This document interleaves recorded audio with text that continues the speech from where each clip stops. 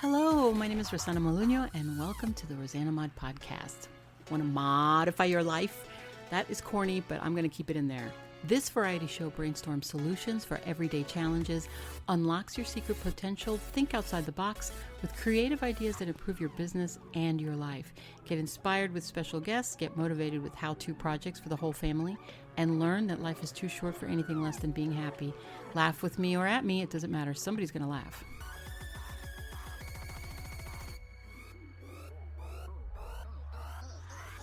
Hey everybody, this is Rosanamod, and welcome to the rosanamod Variety Pod. It gets harder to say every time. I don't know why. This is episode 48, episodio 48, and I have 10 potato recipes for you for this weekend and a special bonus dessert at the end, so you'll be very happy. Thank you.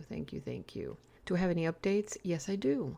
I decided Sunday is going to be my day off. I looked at my algorithms, and like I told you in my last episode, and I found that they're very low on Sundays, and I need the break so that I can probably work and do some edits on that day, or maybe do some batches. So I think that that's going to work out better for me. So Sunday, I'm off. The holy day. I'll be going to church because I need to. Just kidding. All right. So what do we have? The 10. Let's go. You ready? Number 1, potato skins. You cut the potatoes horizontally and you scoop out most, but not all of the insides. You place the insides in a bowl and you save those guts, quote unquote guts, for something like mashed potatoes or whatever. You fill it in, the skins now, with whatever you want. So you can use sour cream and chives, chili cheese, cheese bacon, yogurt, the Greek yogurt. And you can also make mini pizzas. I do those too. I use the skins for mini pizzas. I put a little bit of sauce, mozzarella on the top, some garlic and oregano. Don't forget the oregano, unless it's already mixed in with the sauce. And there you go. Number 2, potatoes au gratin. Au gratin means, and I'm probably pronouncing it all wrong, but au gratin, gratin, whatever. Au gratin, I don't know. It means covered with breadcrumbs, butter, or grated cheese, and then browned. So you estimate that for every 3 potatoes, you're going to need about 1.5 cups of milk, 6 tablespoons of butter or margarine, 1 cup of shredded cheddar cheese, and 1 cup of breadcrumbs. You heat the oven to about 400. You slice the potatoes, and you slice them, the short, not horizontally, but vertically. Okay. You put into a buttered oven safe dish, and while in a small pot, you simmer the milk and you add flour to the milk, slowly mixing it until it's thick. Add 3 tablespoons of butter and cheddar cheese, and then you put 3 tablespoons into the bowl, melt in the microwave, and save that. And this is going to go on top of the potatoes before you put it into the oven. So you season it to the taste with salt and pepper. I don't use any salt in my food. I use only pepper, so it's up to you. You can also substitute with oregano, like I said. Some people add onions. Cook it until tender. When the cheese is melted, you pour it over the potatoes. You drizzle the remaining butter on the top, and you sprinkle the breadcrumbs evenly on the potatoes. Cook for about 5 minutes. Broil for at least 15 minutes until it's browned. Ta-da! Done. Number 3, roasted potatoes and tomatoes. You cut the potatoes. Estimate 1 potato for each serving, and you cut the potatoes, place it in a buttered oven safe dish, season to taste, salt and pepper, add 2 tablespoons of olive oil, and bake at 375 for 15 minutes and leave the oven on. In the meantime, what you're going to do is place 2 sliced onions in a small skillet, 1 tablespoon of olive oil, 2 chopped garlic teeth, 2 sliced tomatoes, and when the onions are nice and tender, you mix it in with potatoes and leave it in the oven until it's golden brown. Number 4, potato yogurt salad. Skin the potatoes. Some prefer skins. I like the skins. You cut into the cubes and you boil it until it's done. Don't overboil it because you're going to get mashy, soft potatoes. You don't want that. You cool it into the fridge. Add olive oil, plain yogurt, vinegar, green onions, and season with salt and pepper to taste. And the amount that you use depends on how many people you need to serve. And a little extra tip for that is, for extra flavor, you add dark mustard. Number 5, potato omelet, or traditionally known as tortilla, which is what we make. This is an Uruguayan thing. We make it in a large bowl. You mix 6 eggs, estimating 2 eggs per person. Add salt and pepper to taste. Add 2 sliced green onions. You can add more if you want. You can also use white onions or yellow onions, okay? I like the green onions. Whisk it until it's even, and then leave the mix in a bowl until you cut your potatoes, and you make small cubes. You grab about 3 potatoes, you dice them, chop 1 onion, set aside, put some olive oil or vegetable oil in the frying pan. Not too much, just so it doesn't stick. Medium heat.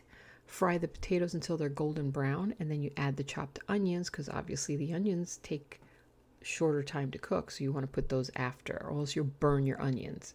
Listen to what I'm saying. Potatoes first, onions second. When the onions are nice and soft, you add eggs. You pour evenly over the potatoes until you cover all of the potatoes, and then you move the pan around, okay, from side to side. And then when the center of the eggs looked cooked, not gooey, you're going to do a magic trick. Now, I'm telling you, this works. First, you make sure that the omelet is not sticking to the pan. So you want to grab I always forget how you call these, the flipper, the palette, the thing that flips, whatever. You should be able to slide it back and forth. So what you do is you put something underneath the egg, make sure it's not sticky. Then you take the pan and you kind of slide it back and forth. And if the omelet is moving, then it's not sticking. So you're going to grab a large plate. It should be flat, not a paper plate, okay? Big enough to cover the circumference of the pan. Quickly flip the pan upside down so that the plate is on your hand and the pan is on top. You put it back into the pan until it's cooked, I'd say about 3 minutes. And then you cut the omelet in half and flip each side over with a spatula. That's what it is. It's a spatula. Okay. You serve with garnish, parsley, or tomatoes. You can eat this hot or cold, by the way, and I actually love it cold. And another thing is, if you can add like pepperoni, or you could add ham, little pieces of ham in there. It's an omelet, so you could really put whatever. You could even put spinach, but the way we eat it is just plain. Number 6 is Ro's potato chickpea soup. Oh my God, Ro, wait a minute, that's me. Hey, who knew, right? My own special recipe. In a pot, you put in your mashed potatoes. Estimate 1 potato per person. And remember that you can use boxed mashed potatoes if you have to. No big deal. Just keep it in the pot. In another pot, you're going to dab some olive oil, finely chopped onion, 2 green onions, 2 tablespoons of lemon juice, 1 garlic tooth finely diced and fried until the onions are nice and tender. Add a half can of celery soup, half chicken soup, and a half a can of water. And then you use a whole can depending on how much potatoes you made. So season with paprika, salt, pepper, or nutmeg. Estimate 1 can of chickpeas for every 2 servings. Add chickpeas and simmer for about 5 minutes until you blend the flavors. Add the mashed potatoes and blend it together. Chili cheese fries. You make home-style French fries, or you can buy them frozen. This is one of the easiest and quickest ones to make. After you cook the potatoes, cover them with canned or homemade chili sauce, shredded cheese, any kind of cheese. Well, I wouldn't say any kind of cheese. Yellow cheese, not mozzarella. Cook in the oven or microwave until the cheese is melted and it's done. Number 8, home-style French fries. Slice the potatoes into thick pieces, and in a frying pan or a deep fryer, use vegetable oil. Wait until the oil is almost boiling on the pan, and then when it's hot enough, what you're going to do is you put in the potatoes and watch them brown. But you got to stay there and watch it. Now, it won't take that long. So you turn them over and you place it in a large bowl, covered with paper towels, or use a brown paper bag to absorb the oil.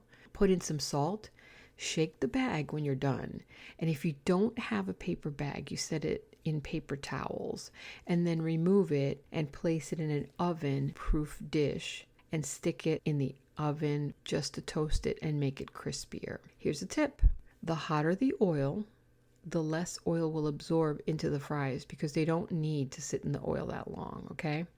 Number 9, home-style mashed potatoes. In a large pot, you're going to boil skinned potatoes. Add half a cup of butter, salt and pepper to taste, and mash everything until it's smooth.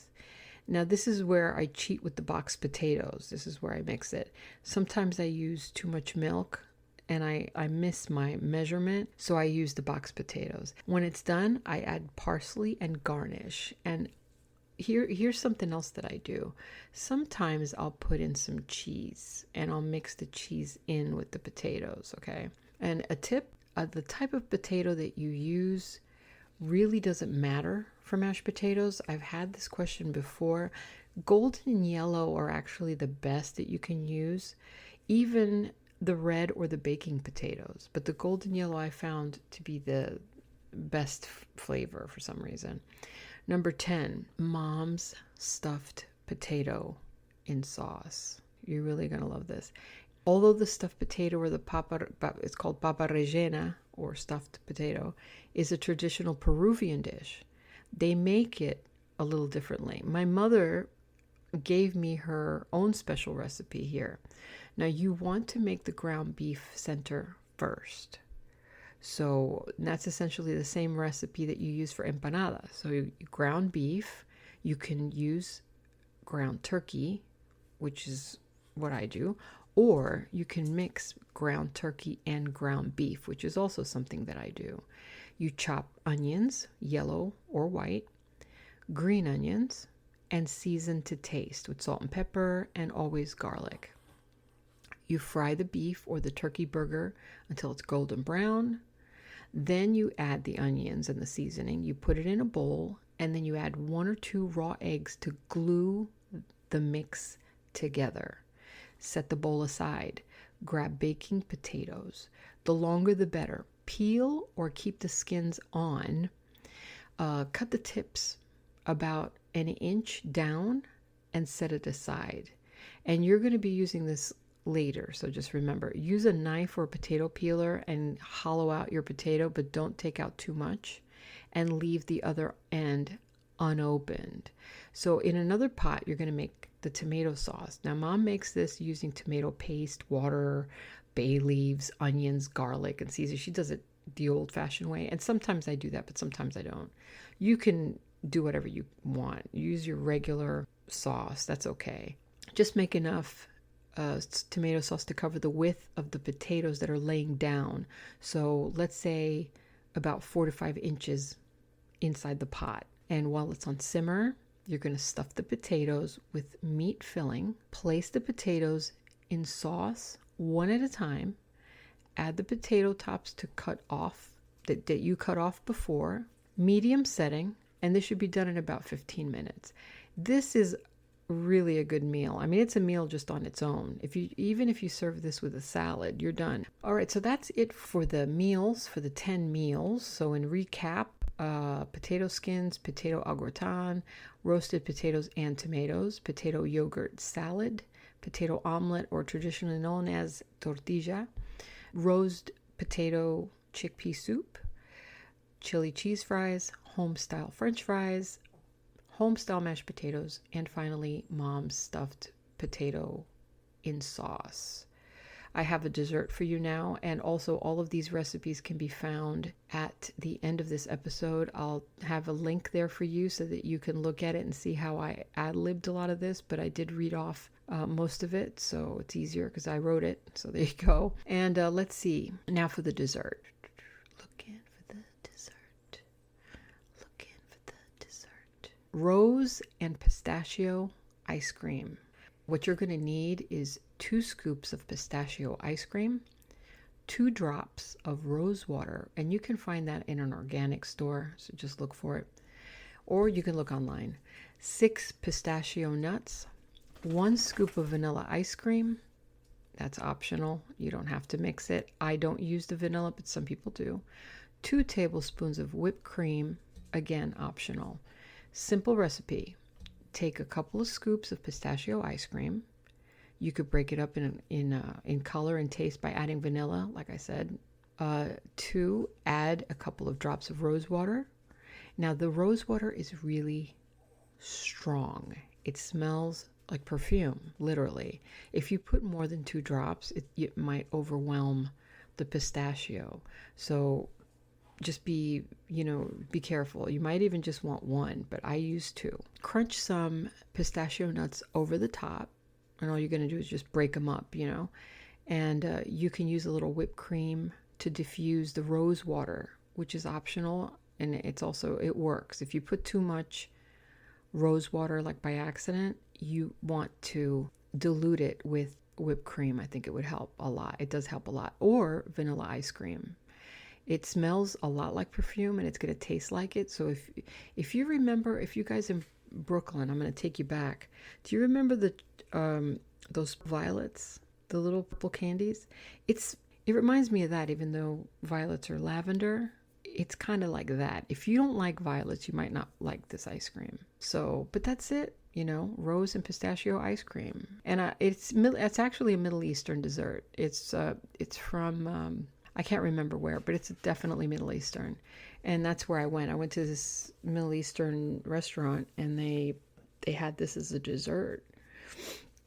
But okay, so that's it. Pistachio and rose and pistachio ice cream for your dessert. And then you have your potatoes, your 10 potatoes. And please look at the episode down below. That's where the link is. You're going to find pictures of the ice cream, and you're going to find pictures of the 10 recipes with potatoes that I just mentioned. I want to thank each and every one of you for your support. If you want to support this channel and you like what you hear, I am going to have a link below. Every link and everything that you need is going to be below the episode.